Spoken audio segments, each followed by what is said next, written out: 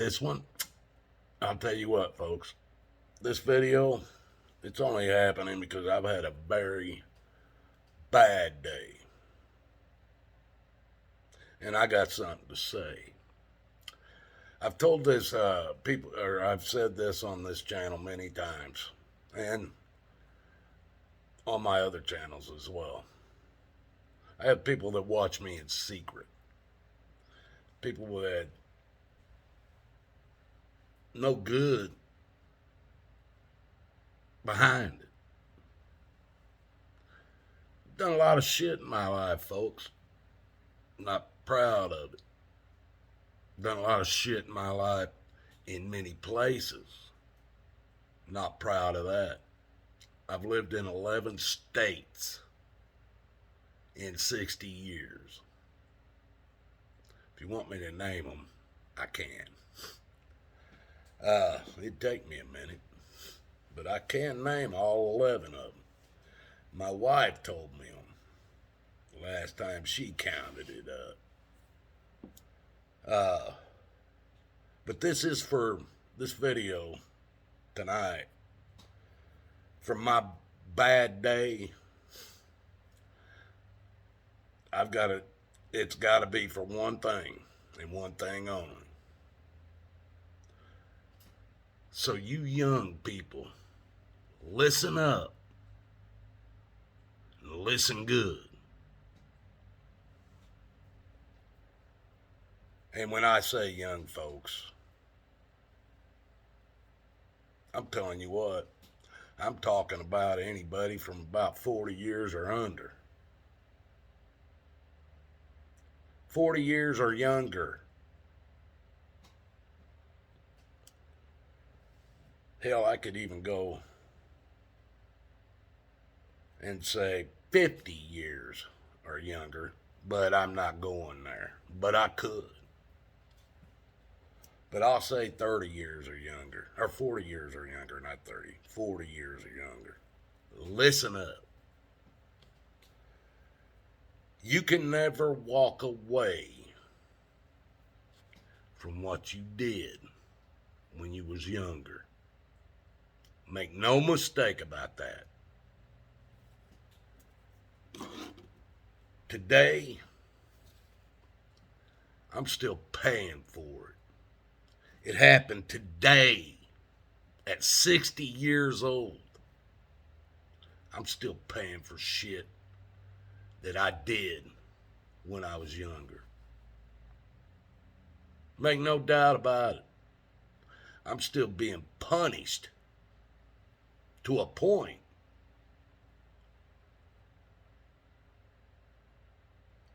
Because of these people that watch me in secret, they can't handle me being happy. They can't handle me being without hate in my heart. They can't handle it.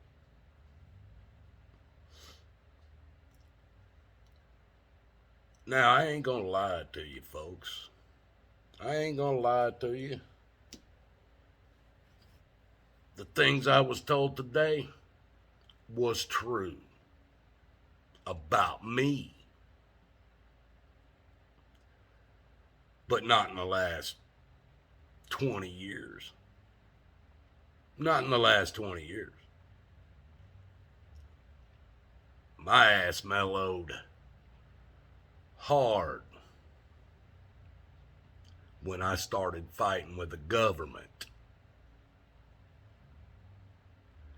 Can't be doing stupid shit when you're fighting with the federal government over income taxes, and you're fighting with these courtrooms, and you can't be doing drugs, you can't be drunk, you can't be doing all this shit when you're doing the shit I've been doing in the last 20 years.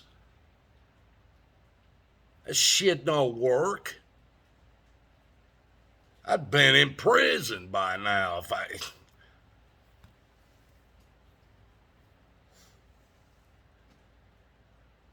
There's an old saying, and it is an old saying because it might not even, wouldn't even mean shit today. Wouldn't even mean shit today. And that's the difference between 1960s and 70s and the 19 or and the 2019s and the two or no the 2010s and the 2020s so far. It wouldn't even mean shit. But there's a saying. When I was younger, a bridge builder could build 1,000 bridges in his life. 1,000 bridges. But he sucks one dick, and he's known as a cocksucker. Now, I know that's not a clean saying, but it's a fact. But today, that would be a popular thing.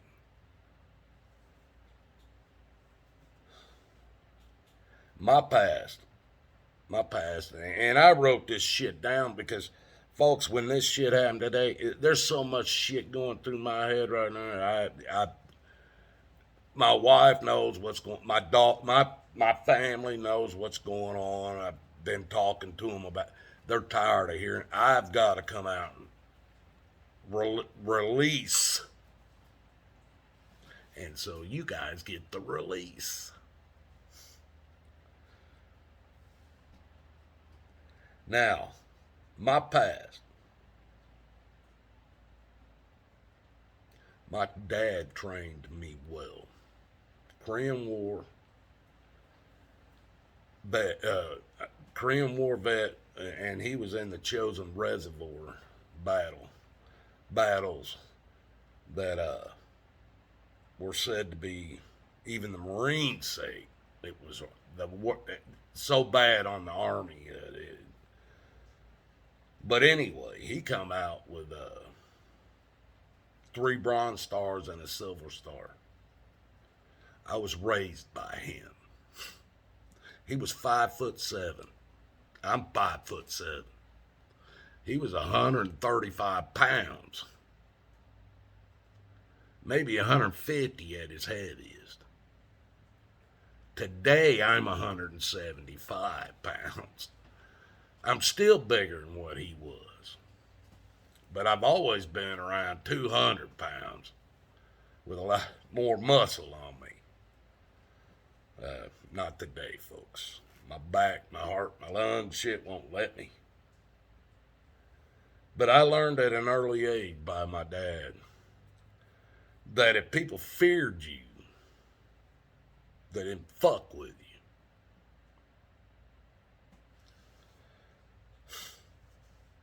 And I found that to be true.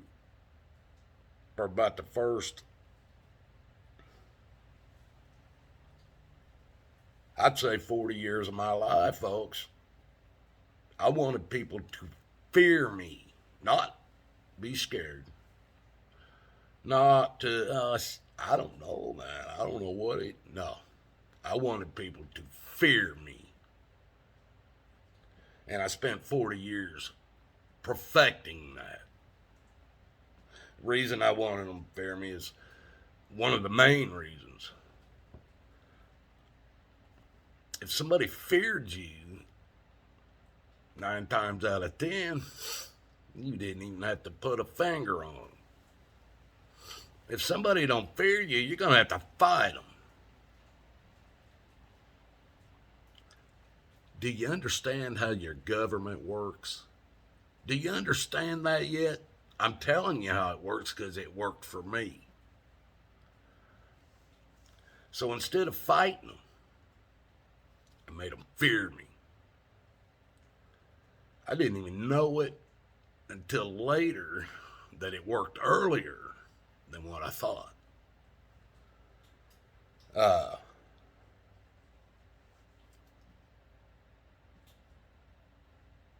And before I even get started, If I'm feeling good by the end of this, and we're all feeling good in the room, I might tell you what happened, but I won't tell you all of it. But I might give you. I don't know how long this is going to be. We're already 10 minutes in. You guys can't watch. They only say 15 minutes, but we're going to be over that anyway. So if everybody's feeling good in the room, I might tell you some of what happened today. But anyway, I was, it was, I'm going to tell you some of it anyway.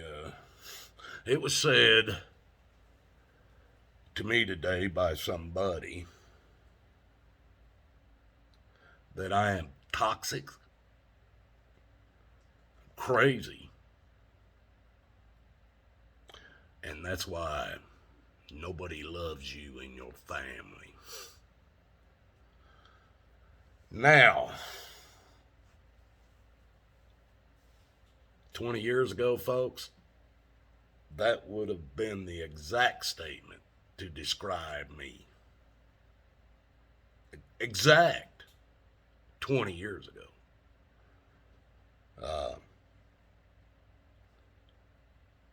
Just to kind of give you,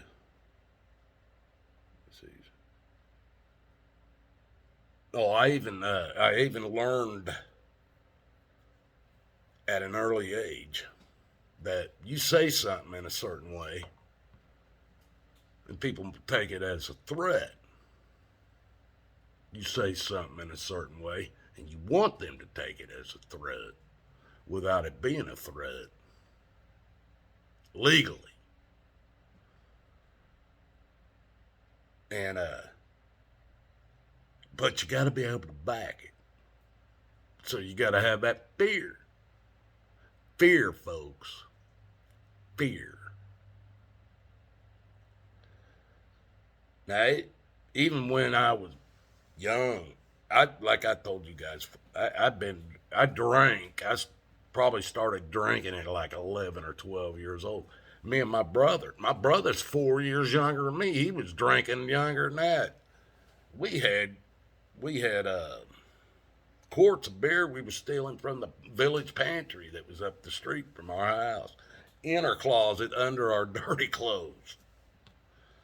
We had them hidden.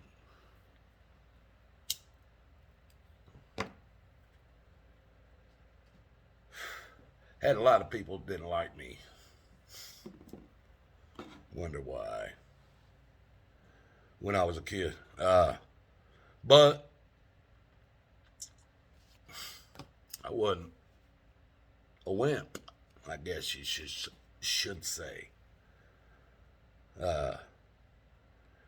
One time there was, and I'm telling you what, folks. Where we lived in the town I grew up in was called Northern Park. Ask anybody in the 60s, 70s, and 80s if that wasn't or maybe not the 80s. I don't. Well, it probably still is today. Maybe, I don't know. But in the 60s and 70s, that was a rough ass neighborhood. One person I knew, and I think it was 1963 or 64. Hell, I was a kid. It was a friend of mine's dad was shot. He stopped to help somebody had a hood up on the car. He walks around in front of the hood. They shoot him. They shut the hood, get in the car, and leave with his wife sitting in the car. The other end of the damn street, less than probably 15 houses down the damn street, an uncle was trying to kill, or it was a brother trying to kill a brother, and he was using dynamite. He put the damn dynamite around the bedroom of his brother's house, where he had, I think, one or two sons in the house with him at the time. He planted it, his own brother, the guy that lived there, his own brother planted the dynamite right around the his headboard. When it went off, The guy he was trying to kill wasn't even in the room. His son was laying in the bed. Killed a guy that I went to school with. That was my neighborhood. 4 guys. Not 1, not 2, not 3. 4 guys that wanted to kick my ass at about 14 or 15 years old, somewhere around that, maybe 13. 4 guys from my neighborhood waited in an alley. Knew I was going to, I went into this arcade to shoot pool, play foosball shit. They knew I had some alcohol. They knew I had some weed. I was smoking, getting high. Or drinking and getting high. Time I came out of the damn arcade, I was wasted. Now the arcade, the guy that owned it, we had liquor and shit inside, even though I was at the age I was. The arcade that I hung out at, they would lock the doors at whatever time they closed. And the guy that owned it and his wife, they would go through and open up all the pool tables, all the games, foosball tables, whatever you wanted to play. They had it all. You know, it was a whole fucking arcade, man. And we could just play as long as we wanted. They'd go get us beer and shit. We always had weed, so that didn't matter. But these guys waited outside this place, knowing I was in there drinking and partying and shit. 4 of them. I'm walking down this alley drunker and higher than hell, drunker and shit. All I remember is not a whole lot of it, just being hit. But these 4 guys, only one of them had the balls to even hit me. Because the other 3 guys were afraid I'd remember and I'd come back tomorrow. But the one guy had the balls to go ahead and hit me. And so the other 3 kind of held me in a spot where he could hit me. And I was so drunk, I couldn't put my damn hands up hardly. He'd hit me and I'd fall down. Get right back up. He'd hit me again, I'd fall down. He'd look at me and say, "You better stay down if you don't want any more." I was already back up by the time he got done saying it. I'm trying to get a swing in. Hell, I ain't hitting shit. I'm too damn drunk. All 4 of these guys are sober. They've been waiting on me. I was young. They finally got tired. He kept telling me every time he knocked me down. I think I hit him once or twice, but it was such a drunk ass swing or something. It wasn't doing nothing. But he finally got tired of knocking me down, and finally they all just walked away. Because I was still standing. They couldn't.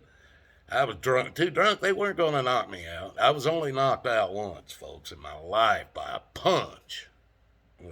Bats and shit like that. Now, that's a whole nother ballgame. But, anyway, we'll get on here. Where was that?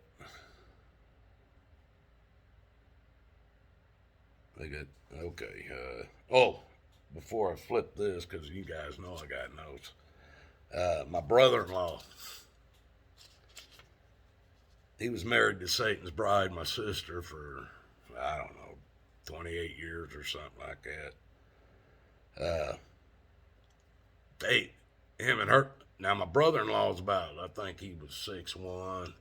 My sister, Satan's bride, she's 5'9", or 5'11".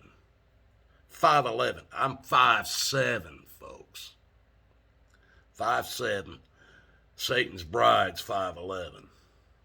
Or 5'9", somewhere.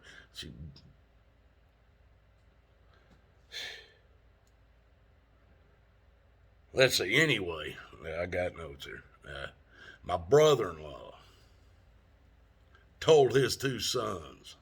Now, before I tell you that, I guess I'll have to tell you this. One of my secrets when I actually fought people is I found out real early that you could fucking hit me with damn near anything. As long as you right there, you could just about hit me with anything. And I'm gonna keep coming. If I was in a fight with you, bigger, smaller, it doesn't matter. As soon as I know punches are gonna start being thrown, and I'd start moving right straight for you because I'm smaller. If it's a bigger guy, I got to get into it, get inside. I got to get inside. I can't stand out here and fight a bigger guy. All I had to do, God bless me with that metal plate up here, I guess.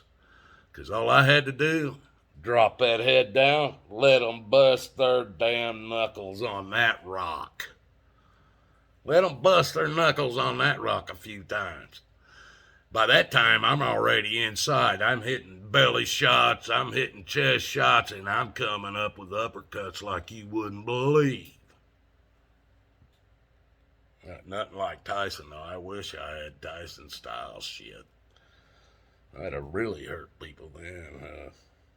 But anyway, my brother-in-law, get back to that. They got my nephews. One of them, I think he's 6'1" or 2 or something, but about 400 pounds. The other one's at least 5'11", and he's 250, 275 pounds.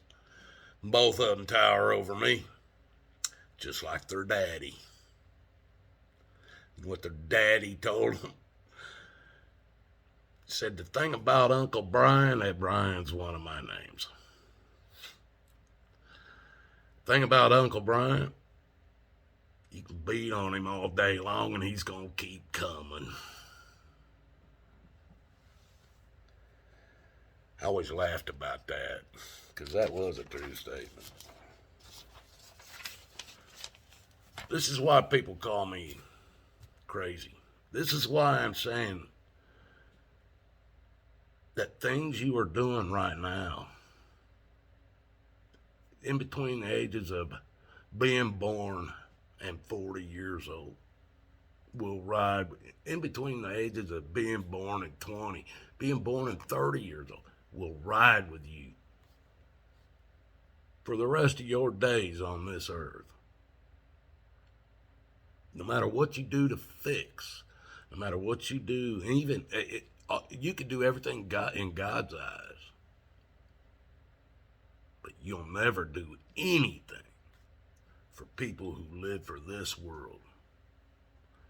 Anything. And believe me, I just got it back again today. So I'm going to go on here. When I was in high school, another guy, went to my girlfriend's house that I've been with for almost a year. About 8 or 9, 10 months, something like that, folks. I show up at her house like I always did.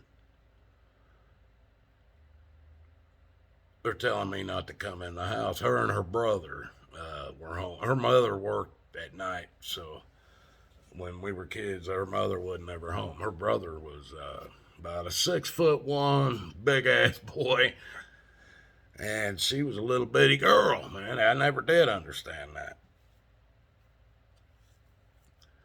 But this guy, when I got to my girlfriend's house and they were fucking with me, finally pushed my way in. Come find out, there was a guy in there with my girlfriend. Come to find out, she'd been dating this guy longer than she'd been seeing me. The only thing was, he was gone off to college. When the college boyfriends in college. Boyfriend, that's who I was. Well, I found out that night, and I wasn't happy.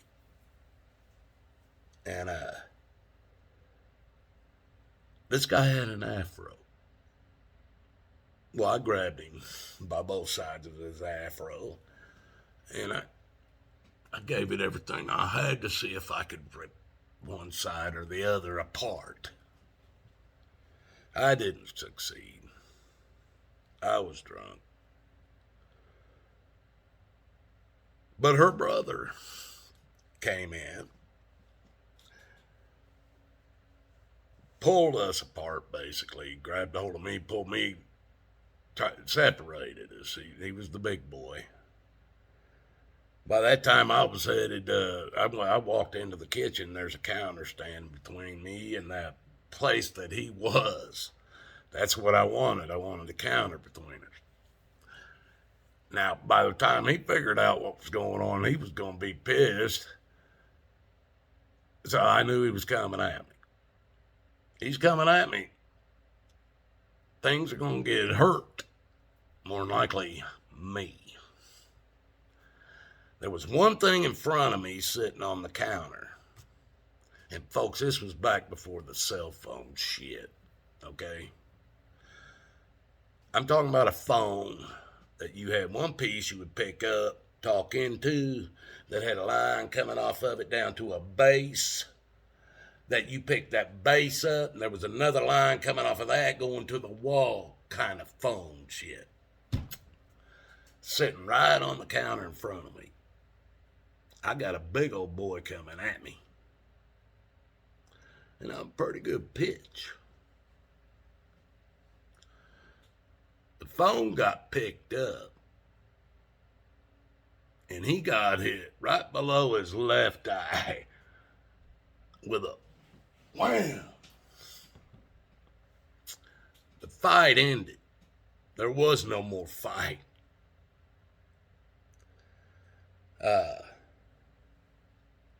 That was just from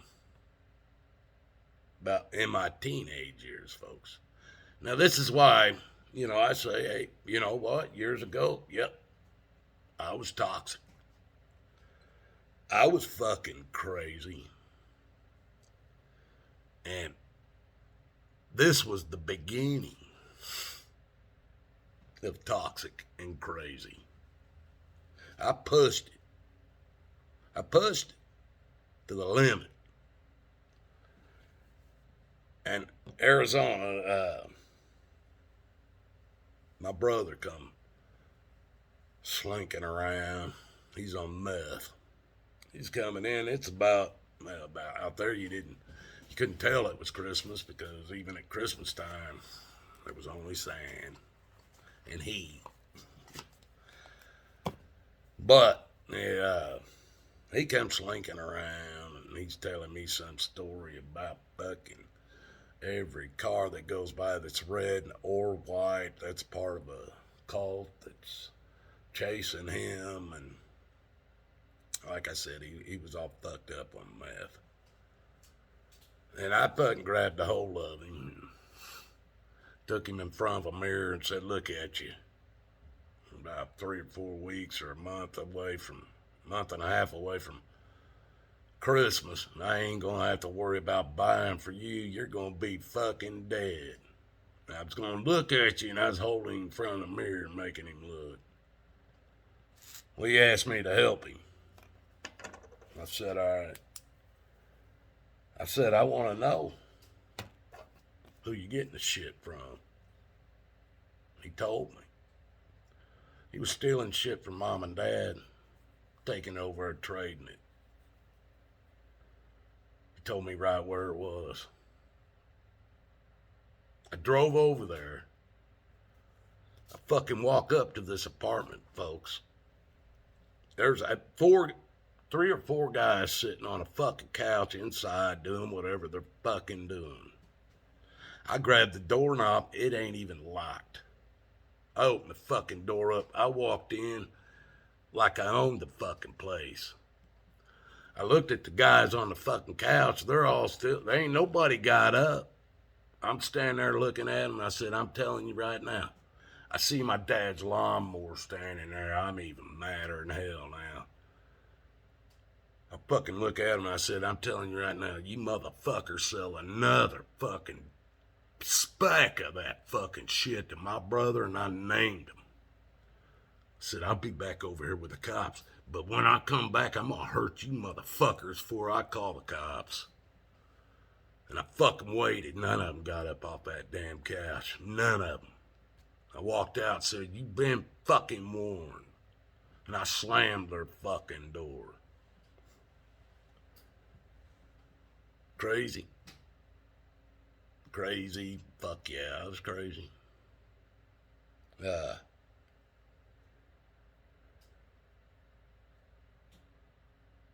Another time, I was 17. Damn, this is getting long.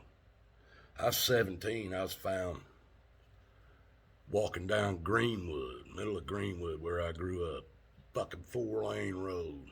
Walking down the middle of it. 2 o'clock in the morning.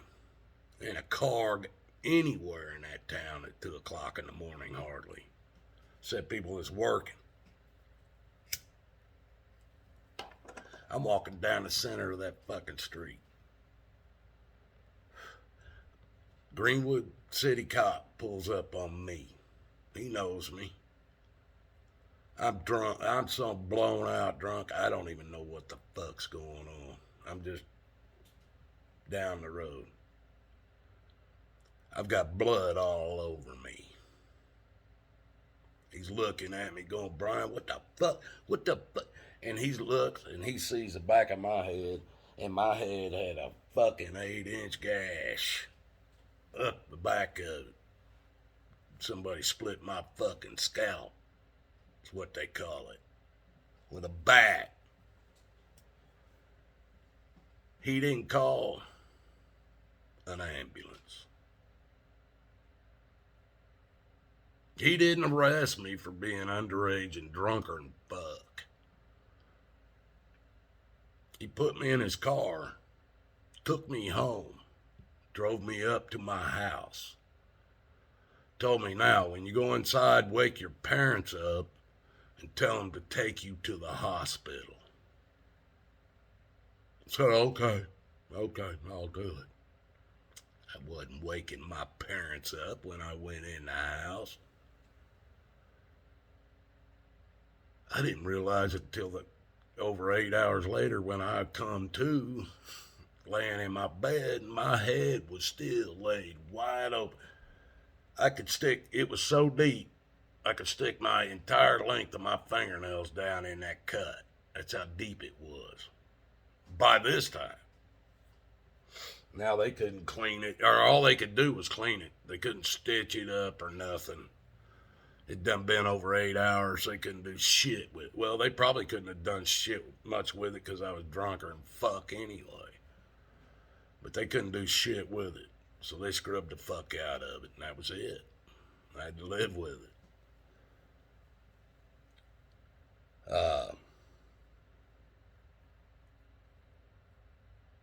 Let me see, how did I get back on that? Oh, okay, yeah. Now, we're moving out to,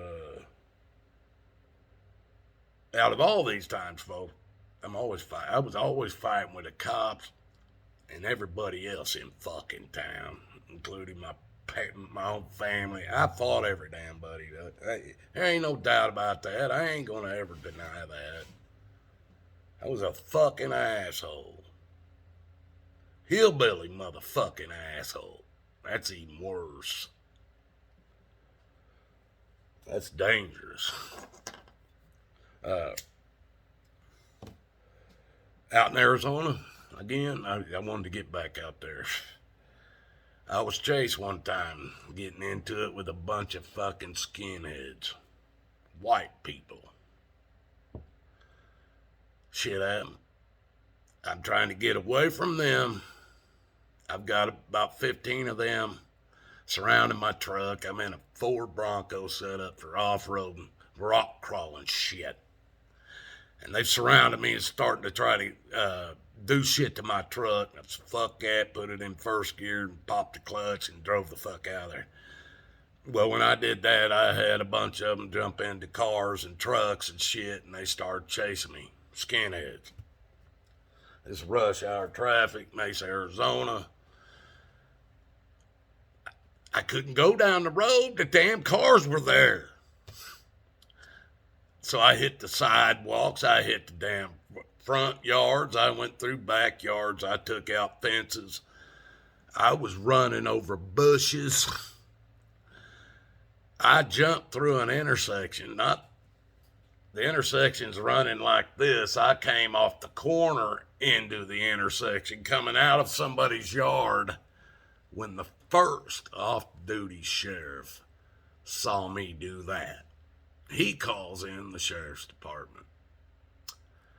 The sheriff's department brings in the helicopter. This is how long they was chasing me. First thing, though, I didn't know there was a police officer behind me. The first sheriff that saw me, like I said, he was off duty in his own car. He was the one that called the sheriff's department. Got four sheriff cars on me. I didn't know they were behind me because they were behind the skinheads. The skinheads were behind me. So, once the sheriff's department's called in, the Mesa City Police Department wants to get their 2 cents in there, maybe be the one to catch this crazy-ass motherfucker in the white Ford Bronco. Now, not only the black guys can do it, the white guys can do it too.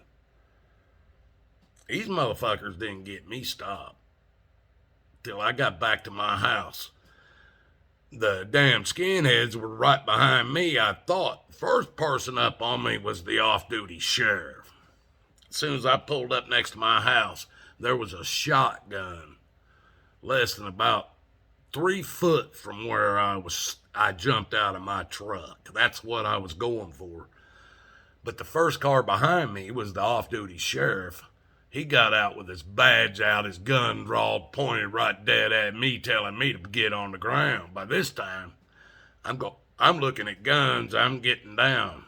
Guns and badges. I didn't know they was back there. So, I get on the ground. I see him doing this. That's when I realized the damn helicopter's been fucking videotaping me. Going through people's yards and shit.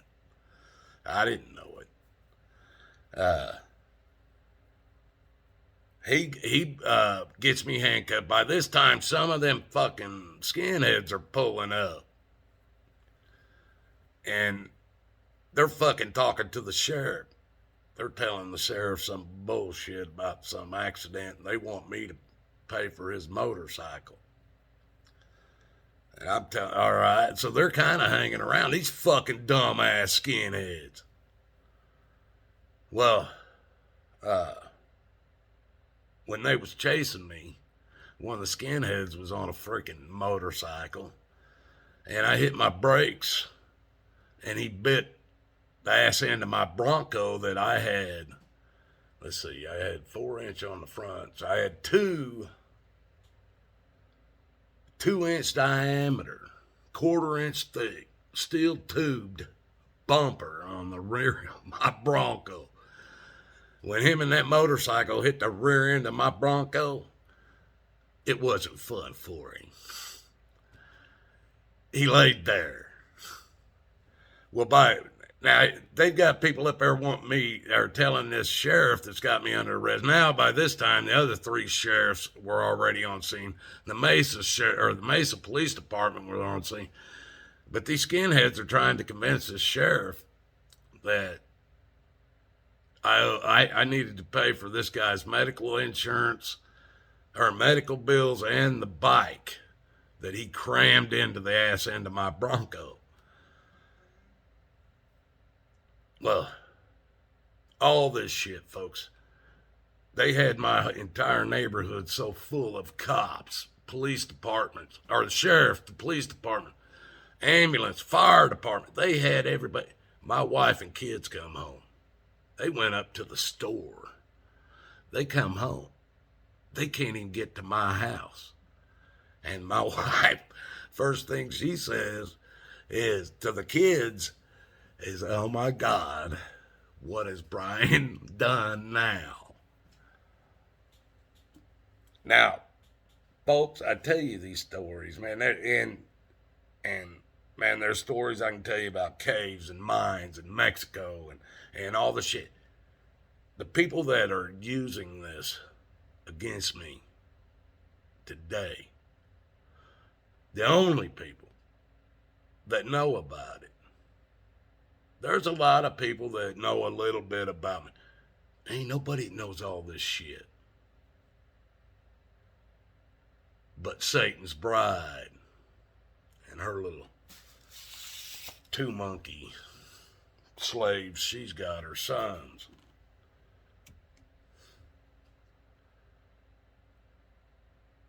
Now these I've talked about these guys 40 minutes. Talked about these guys before in many videos. It brought a lot of hate in my life. I don't hate no more, folks.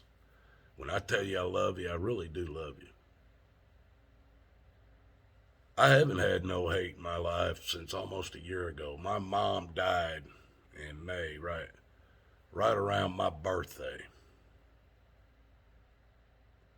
That anniversary's coming up, on my mom's death's coming up.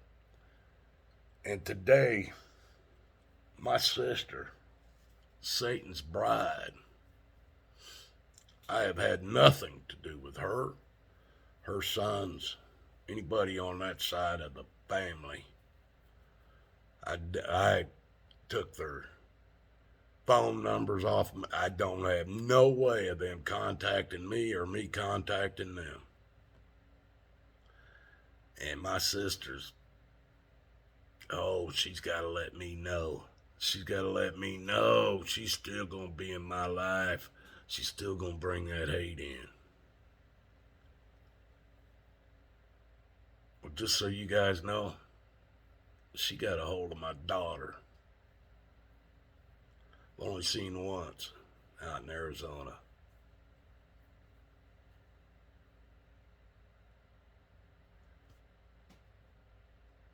She's got my own daughter out there.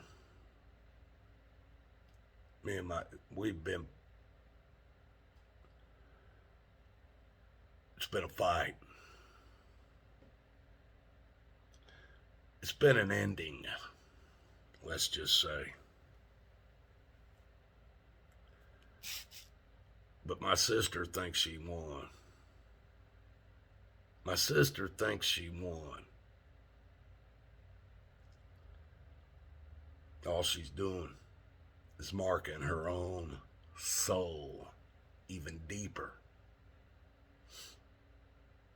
Even deeper. And I will not. Carrie, listen up, because I know you're listening.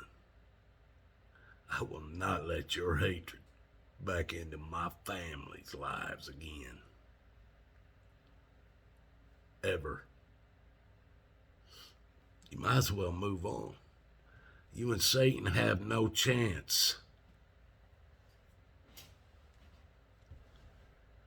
Folks, and if you think for a second there ain't evil fucking people in this world, that's your first mistake.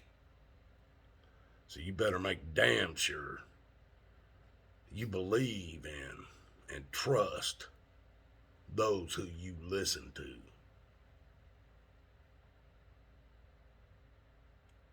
Because some of them will use you to get to somebody else. Didn't work. I don't live for this world. I don't play the games from this world anymore. I've already prayed about it. I've forgiven everything. But I have ended it. There's no doubt about that.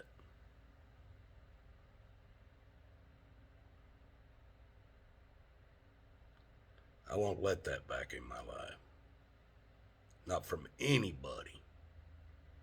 I hope I made myself clear to those that watch me in secret. You didn't win. You can't even come close to destroying me. You can't even touch me anymore. You can't touch me, Carrie. None of your demons can touch me. That's what's pissing you off, ain't it? That's what's pissing you off, ain't it? Hell. Keep trying.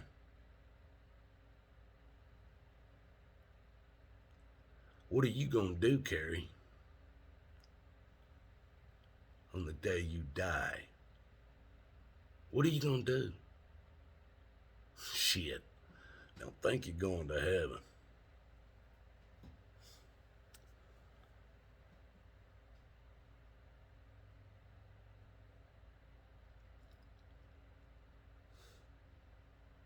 We'll see who's smiling then. Today, you struck at me again. You did. I know it.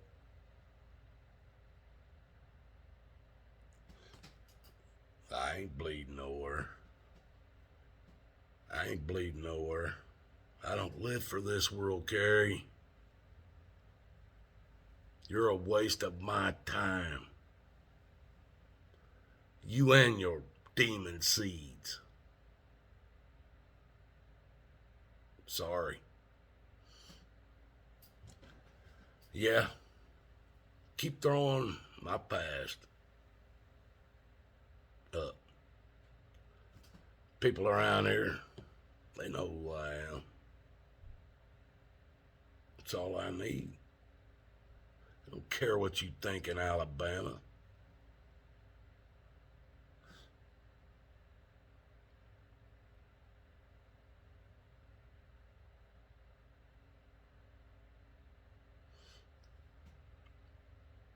You can't beat me. I still wear your scars on my thumb. I still wear your scars down my face. Dislocated thumb. Many bone scars. Soul, heart scars. I wear them all. But you can't beat me, Carrie. You never could. I was protected the entire time. Do you understand it yet?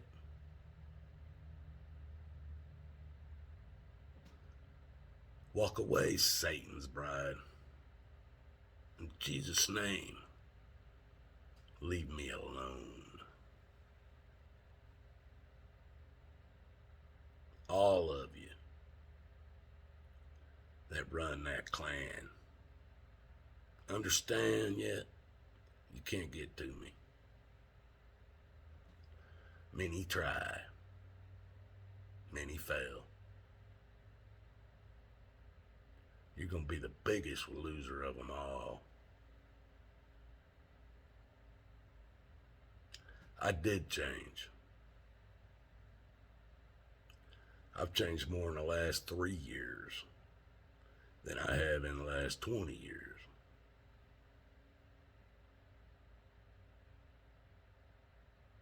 I didn't do it for nothing.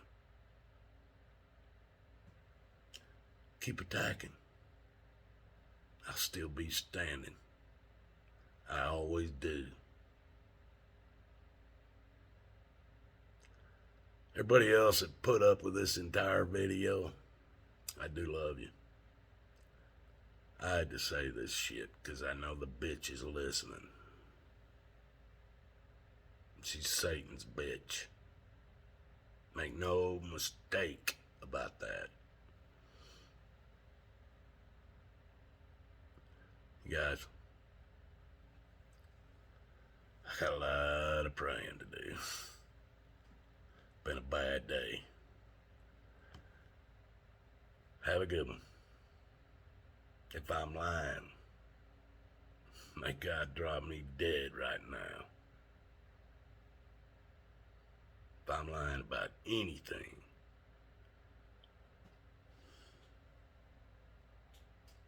you young people, remember, your past will always follow you, no matter what you're doing. Is it going to be a good past or is it going to be a bad past? It don't matter how much you change. There are people that will not allow it and seek to destroy you. And if something starts happening good for you, a job or something, you've done something stupid in the past, these people will destroy your career. Believe me. Evil is all around you. Find Jesus so that you can find God. Nobody's going to hell that didn't want to go. Didn't do everything they needed to do to go. Love y'all. God loves you more. Till the next.